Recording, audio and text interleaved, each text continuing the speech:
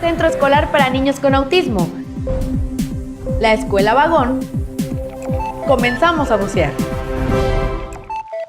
Bienvenidos a Vientos, Noticias que Vuelan, el noticiero con información, historias y opiniones para ti.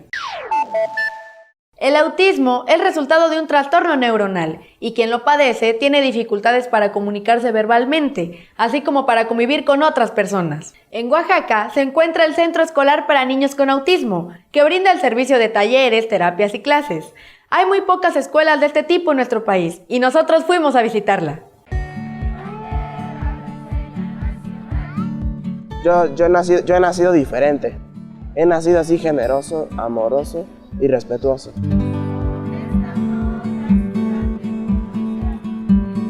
Llevo estudiando aquí como 9, 8 años. Los niños de esta escuela tienen autismo y algunos Asperger. Asperger significa que son los niños que tienen más inteligencia y también tienen que estar bien concentrados y tienen que estar también más pensativos en las tareas escolares. Sufro epilepsia parcial compleja. La epilepsia motora es cuando uno convulsiona, que es la que todos conocemos. La mía es como que un paso atrás de esa. Estaría a punto de llegar a esa si me alimento mal. Mi problema es que no mira el peligro. No puedo pensar en las consecuencias de mis actos. Y ya pues llegué a esta escuela y pues ya saben tratarme. No he tenido jamás amigos, entonces gracias por mi problema. Entonces pues ya al entrar a esta escuela pues ya me identifico con niños como yo. Y ya tengo relaciones más estrechas.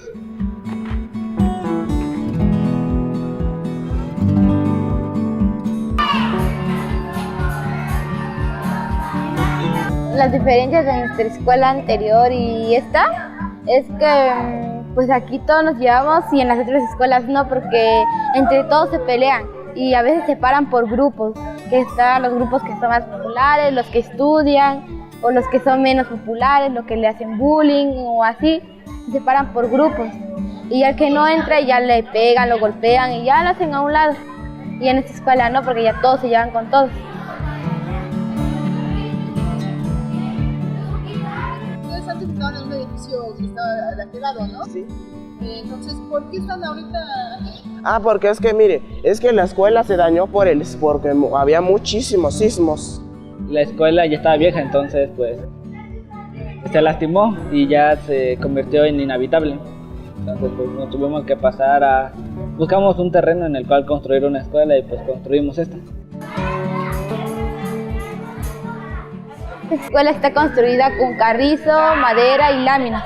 Vine con mamá para cortar los carrizos, limpiarlos y colocarlos allí. Aquí mis maestros me están apoyando mucho porque aquí mis maestros me están enseñando poco a poco para que yo entienda de manera diferente.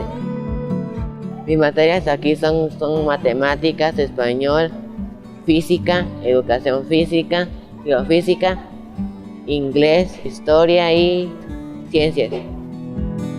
Tenemos los mismos derechos que todos, no por nuestro problema no nos van a negar trabajo bien. De hecho podemos ser capaces de hacer mejores cosas que a los normales. Pues lo que tenemos no es discapacidad, es una capacidad diferente a los demás, entonces somos muy listos todos.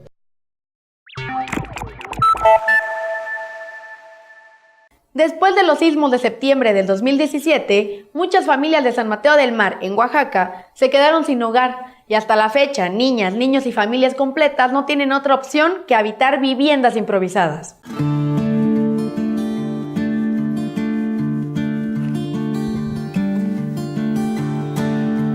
Mi techo era de palma. Todo se cayó la palma.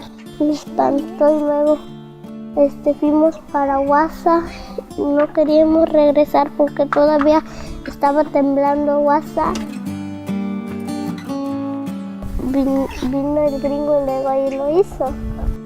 Nos dieron esa casita y luego ahí vivimos.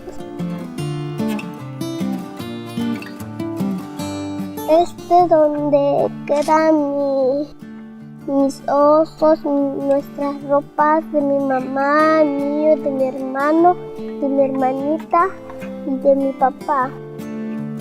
Y acá es nuestra cama donde dormimos y entra frío por ahí.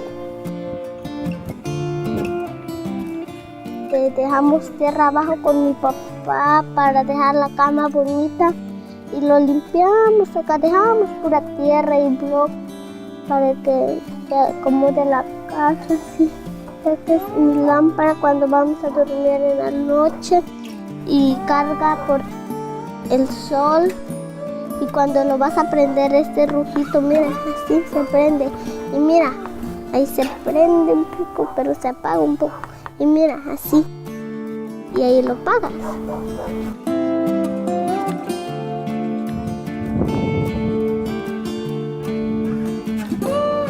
La casa más difícil.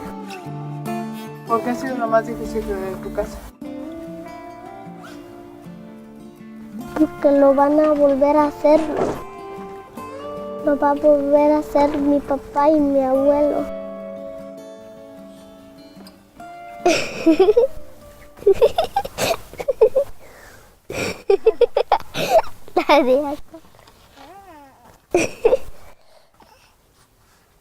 Así como el de Lucero, hay muchos casos que merecen toda nuestra atención para ser resueltos, porque contar con una vivienda digna es parte fundamental de los derechos de todos los seres humanos. ¿Para qué sirven los vagones de tren? Es claro que en ellos se transportan personas, mercancías e ilusiones, pero ¿se les puede utilizar de otro modo? La Escuela Vagón era un colegio para los hijos de los trabajadores de Ferrocarriles Nacionales de México. Actualmente sigue recibiendo a niños y niñas aledaños y se destaca por ser una de las mejores escuelas en el Estado de México.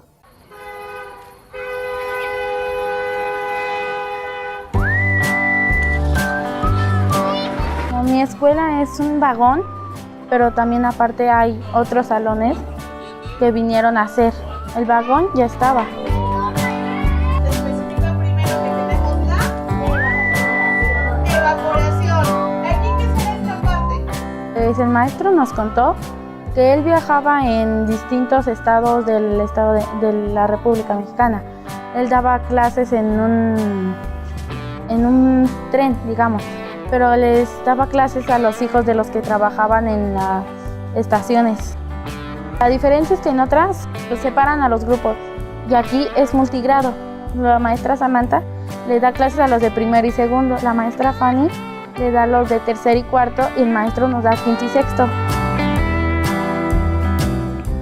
Los de tercero tienen un pizarrón, el de acá, y ya los de tercero se vienen para acá adelante. Y los de cuarto estamos todos hasta acá, porque hay dos pizarrones, uno para tercero y otro para cuarto.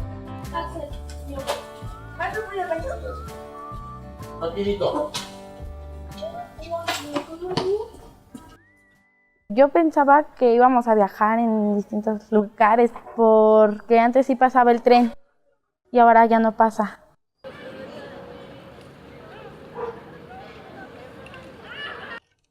Ya vine, ma. Ah, bueno, mija, ¿cómo te fue en la escuela? Bien. ¿La pasaste bien? Sí. Ah, todo bien. A mí me gusta vivir en un vagón de tren porque hay mucho espacio para jugar.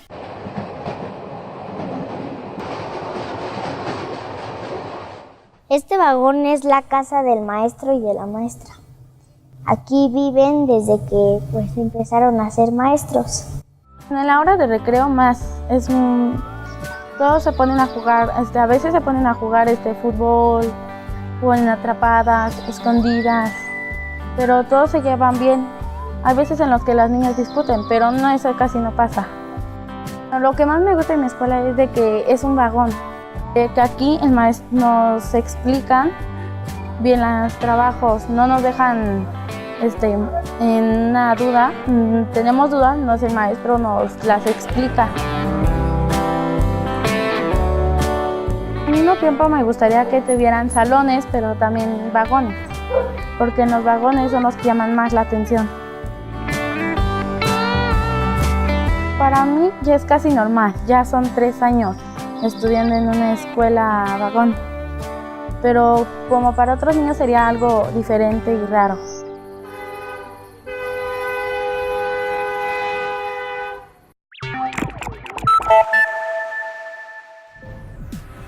Este año habrá votaciones en México para elegir gobernadores, senadores, diputados y al presidente de la República. Y si bien muchos de nosotros todavía no votamos, podemos escuchar atentos las propuestas que tienen los candidatos para las niñas, niños y adolescentes de México, y luego participar haciendo escuchar nuestras dudas.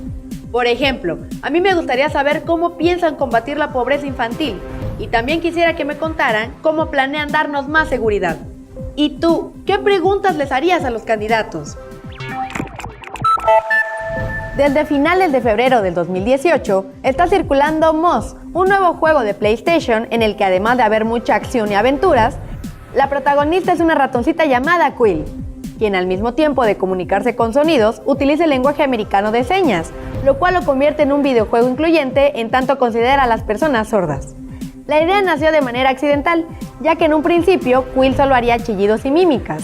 Pero cuando sus creadores la subieron a las redes, la ratoncita se presentó con lenguaje de señas, y su éxito comenzó cuando el video obtuvo más de 30,000 me gusta en los primeros días.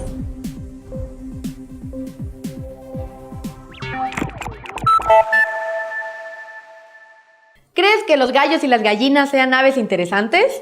Isabela, de Tres Picos, Chiapas, nos dice que sí, y nos comparte información al respecto en esta nota que nos envió al concurso de videos de tu sección Dinos. Las gallinas son unas aves muy hermosas por sus plumas. A pesar de que hay muchos tipos de aves en el mundo, no se olviden de las gallinas.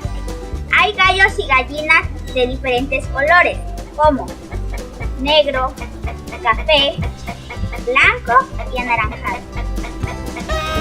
Las gallinas pueden llegar a tener entre 15 y 20 pollitos. Los pollitos pueden tardar en nacer entre 21 días o más. Los gallos despiertan a gente. A pesar de que pisan a gallinas, les tienen unas plumas que les cuelgan en sus colas. Bueno, eso es todo y gracias.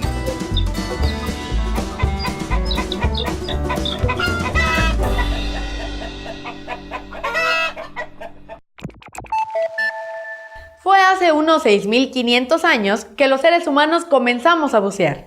En aquel entonces se hacía para buscar comida y las personas no usaban más que la fuerza de sus pulmones y la resistencia física. En la actualidad, el buceo o submarinismo es un deporte que te puede cambiar la visión del mundo, como nos lo cuenta Joaquín en este reportaje de nuestros socios de Guadalajara News for Kids en Ecuador. Es una técnica de poder irte debajo del agua a explorar cosas que nadie ha visto con un tanque de oxígeno. Nada, tú respiras normalmente, solo que en vez de la nariz respiras por la boca. Tengo licencia de Open Water. He hecho más de 50 inmersiones. A los 7 años empecé a bucear. Mi papá me cogía desde la espalda y me llevaba por la superficie, no tanto profundo, a unos 2 metros abajo. Me acostumbré a no tenerle miedo al mar.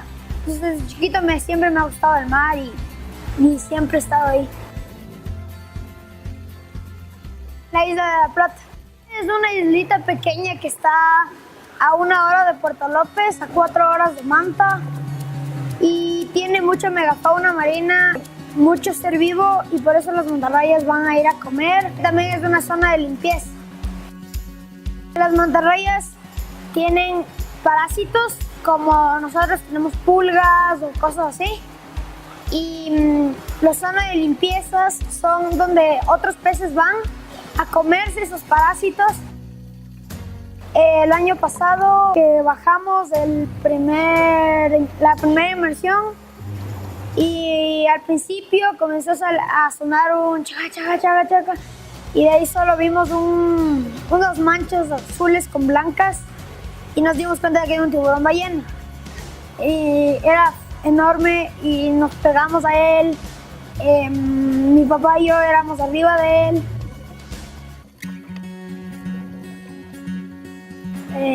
Se siente mágico porque puedes ver lo que hay debajo del agua que con un snorkel y unas gafas nunca vas a poder ver. El problema más grande que tiene Ecuador es la pesca ilegal y la contaminación. Si a veces encuentras una par de bolsas o botellas debajo del agua o llantas que no tiene sentido que estén ahí. Y a veces les encontramos a las mantarrayas redes, ganchos. Y ahí mi papá y otro chico van con un cuchillo, le cortan las redes y le sacan todo eso. Decirles a los pescadores ilegales que no pueden entrar a áreas o más de 100 metros y tener cámaras. Tú le pones una placa y cualquier pescador que entre, le ves la placa y le multas.